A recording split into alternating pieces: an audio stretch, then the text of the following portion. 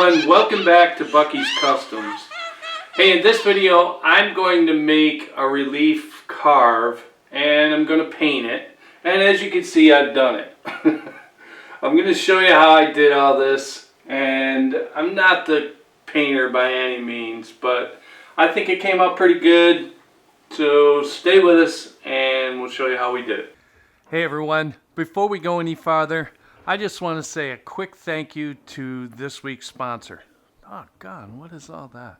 Anyway, I would like to say thank you to Sienci Labs, the makers of our Longmill benchtop CNC, just like the one we have here in our shop. The two that we have in our shop, actually. We have an MK1, the original, which I put a 48-inch extension on, and you can go to their website and check that out right now if you'd like. I'll put a link in the description below. I also have an MK2 on a drawer in the same bench, which is very convenient for me because I have a small workshop. And you can also go there and check out the MK2, which is the new version of the Longmill. So go to the links, go to their website, and check out this awesome machine. You'll be so happy you did. Thank you, and let's get back to this week's project. Gosh darn it. What? I want to make something for a Halloween decoration, and I want to do something that's fairly simple to do, someone that is just starting with a CNC machine could do. So let's see what we can find. I've got, let's see, find my folder, Halloween, go to pictures. Okay, these are the photos that I've picked out, and I have a subscription to Shutterstock. I highly recommend that if you can afford to do that. It's well worth it. You get some really, really good photographs that are royalty free, and you can use them in your projects. You can use them in your projects and sell those projects using that particular photo, and it is all good to go. So what I did was I selected this photo, and I'll open it up from Shutterstock, and you can see I really like the way this came out. I know that orange and black are the Halloween colors, but I need to turn this into a black and white in order to make it into a relief carve. I don't want to use a V-bit and just carve it. I want to do a relief carve. So what I did was I went on the internet and I found a convert to black and white, and I converted the file. Now that file is right here. Open that up, and that is my black and white file. So from there, what I did was I went into a Lithopane creator. One of our fellow Longmill users kind of shared this on the Longmill site, and I've been using it ever since for the past couple of years. And I'm going to show you what that is right now. We're going to go to my CNC stuff, and it is called Image to Lithopane. And I'll put a link to that in the description below so that you can go there. It's a free image to Lithopane, and what a Lithopane is it gives you 3D, raises your drawing or picture off of the surface and gives it depth so that you can carve a relief. And it's a pretty cool program.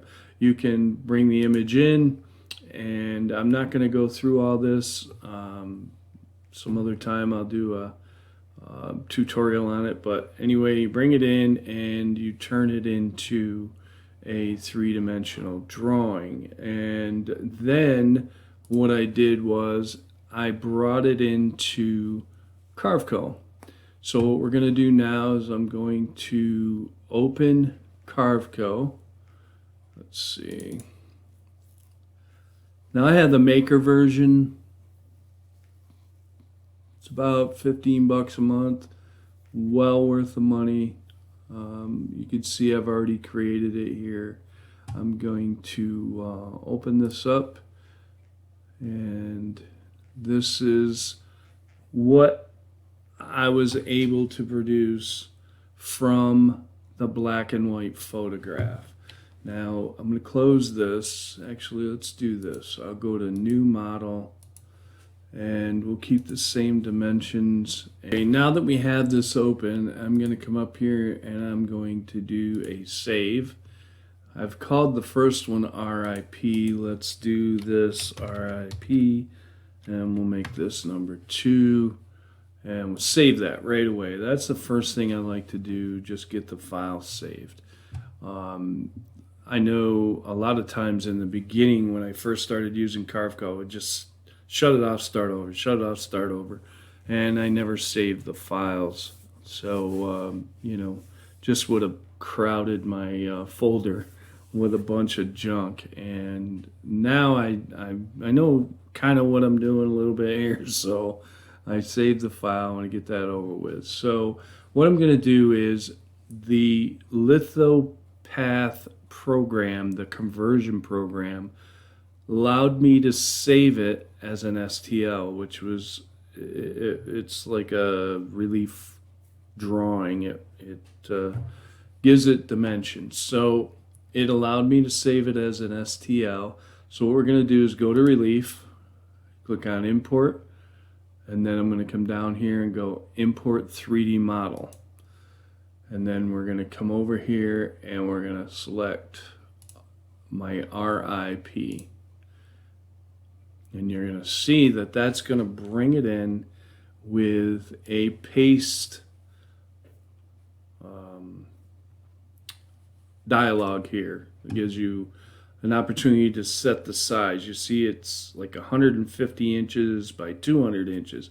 And you can see just how big this thing is. So we don't want that. We want to make it 12 inches. And I'm going to unlink the Y, and I'm going to make it an even, I can get in there, 16 inches. Because that's what my workspace is. Okay, you can see it's just a little over 1/8 of an inch deep here. I want to square, or I want to zero off of the bottom left, and so that changes things. I have to go back and change these to 0, and it looks like we're good. Now you can see that it moved a whole bunch of stuff and changed a whole bunch of stuff. So what we're going to do now is I'm going to have to go back in here and change this to 0, change this to 0, change this to 0, and now we can apply and it'll bring it down. You can see that it brought it down here. So we're our bottom left, and this is our relief. So now we paste it and we can work with it. So what I'm going to do is go over here and bring that in the middle, and there it is. It is very simple, and I'm going to look at it from the side. I kind of like the detail. You even get the little spiders hanging down, get the nice bats. Anyway, it's good to go, and we hit apply and then cancel that so that we can make ourselves a toolpath. Now, I went down here to the 3D toolpath, the relief. We're going to do the whole relief. I'm going to use a 1/16 inch ball nose to carve this. I'm going to have a step down of 0.125. And I'm going to leave that feed rate at 100. Let's see, I'm going to use a 1/4 inch end mill, flat end mill for the roughing, because these are all flat surfaces in between everything. So wherever that flat end mill can get in and flatten this piece, it's going to save me a lot of time. And then we're going to define our material. I'm using 1 inch thick material, and Click OK there. And that is it. Pretty much. It's pretty simple in this case. I'm going to calculate that. And it takes a couple seconds. There's a lot to this. This is going to take about 4 hours to carve, I'm going to guess. Close to it. So there we go. Now I'm going to come up here, right click on toolpaths, and I'm going to simulate the toolpath. And that's what she'll look like right there. It's perfect. Gives me enough where I can do some painting and give this thing some color. And yeah, I like it. So that's about it for Carve Coat. The next thing is we need to delete the simulation, close that tool path, and basically we need to save our tool path and then bring it over to gSender and carve our project. Okay, so the first thing I'm doing here is I'm doing the roughing pass, and I'm using a 1/4 inch flat end mill. I am using a down cut, and not really sure why I used the down cut. Could have used an upcut, but it worked out really well. And right here I switched to a 1/16 inch ball nose, and I'm just going to let this thing play. Enjoy the music.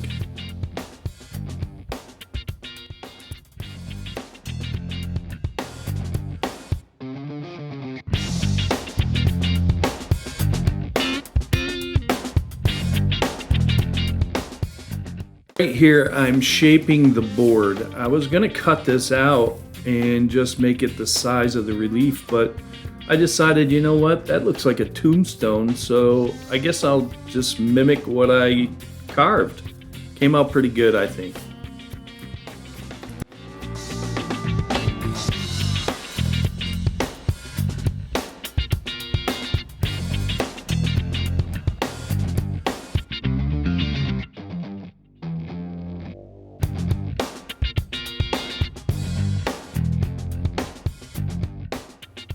Now, beginning the painting was pretty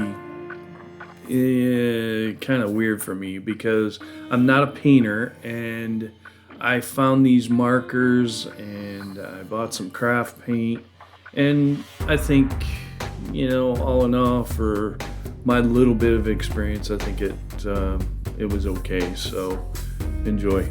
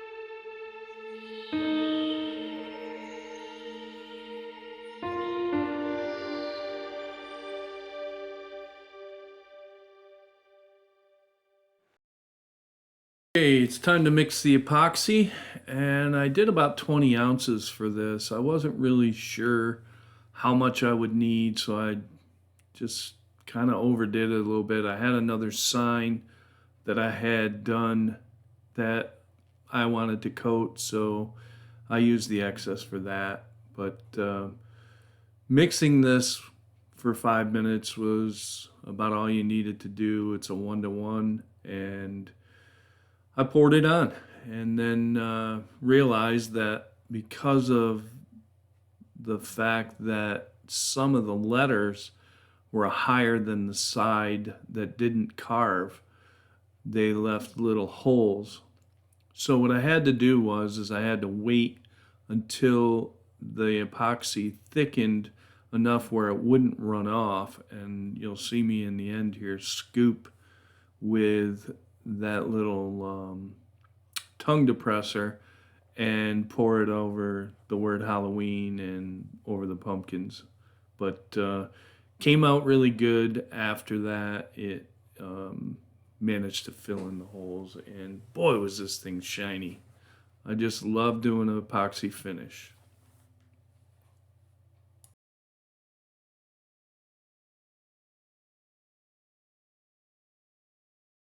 Well, this is something different that I have done, different than any other project, I think. I did do a sign that I put some epoxy on, and came out pretty good, but it wasn't a relief. It was a V-carve of a fish that I did for my grandson, but I really enjoyed doing this. I'm not a painter by any means. I have a little bit of creative ability, I guess, but not that great. But it didn't come out as a relief. It's flat. That epoxy filled it all in, the paint. You know, I'm a little disappointed there, but you saw it. I carved a relief carve. So now I will say that the relief part of it made it easier for me to paint it. And it really didn't come out all that bad. It's not perfect by any means, but it really didn't come out all that bad. You know, from your house you can't really see all these imperfections. But anyway, hey, thanks everyone for watching. I really appreciate it. If you liked what you saw, please go ahead and click the like button, and if you haven't subscribed, go ahead and subscribe to the channel. I really appreciate all the people that do that. Ring the notification bell and you'll get notified when I post again. It's a pretty cool thing that YouTube does. So, hey, thanks again. Be safe out there.